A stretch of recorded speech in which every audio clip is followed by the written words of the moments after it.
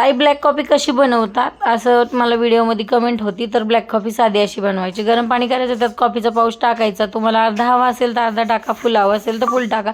माझ्याकडे लिंबू होतं म्हणून लिंबू पिळलं, तुम्हाला आवडत असेल तर पिळा, नाहीतर नका पिळू। रामकृष्ण हरी मंडळी दिवसाची सुरुवात दालचिनीच्या पाण्यापासून केली। आजचा दिवस आहे आपला 14वा। त्यासोबतच नाश्त्यामध्ये 5 बदाम, अर्धा ॲपल आणि मोड आलेली मटकी, त्यामध्ये सॅलड घालून घेतलेला आहे। आज जेवणामध्ये आहे पनीरची भाजी आणि त्यासोबतच मी ना पालक फार आवडायला लागला आता, मग पालक, त्यामध्ये 2 मिरच्या आणि त्यासोबतच त्याच्यामध्ये थोडासा लसूण घालून घेतला।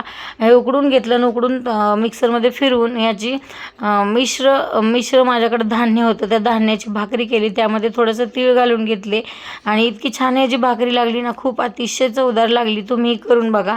आता तिचा कलर थोडा हिरवा होईल पण ठीक आहे। आता म्हणतात ना, एका हाताने भाकरी टाकायची नाही, 2 हातांनी उलटायची भाकरी, तेव्हा ती सुगरण असते। एका हाताने टाकायची आणि उलटताना 2 हातांनी टाकायची आणि उलटताना मात्र उलटण्याचा वापर न करता बोटांनी 4 भाकरी उचलली गेली पाहिजे। आता कधीतरी माझी उचलली जाते, नेहमीच काय उचलली जात नाही।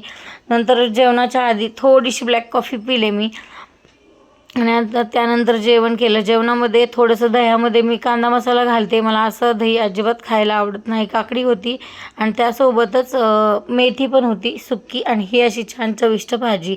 माझी बहीण आली होती, आता बहीण काय म्हणते ना ते नक्की ऐका। त्यानंतर ताक पण घेतलेला आहे। अगं कोलॅबरेट करून तुला जेवढे तुझे लोक बघणार ना 500-600 तेवढेच बघणार, माझे नाही बघणार तुला। माझ्या शक्य जन्म दिलेल्या पुरी सध्या मला लाईक करत नाही, त्यामुळे मला काही फरक नाही पडत। मी फक्त ऐकलं ना काय बोलली कोणी, लाईक करा नका करू, काही फरक पडत नाही, मला पण काही फरक पडत नाही। चला तर आजचा दिवस असा होता। बाय। उद्याच्या दिवशीची गंमत उद्या सांगते।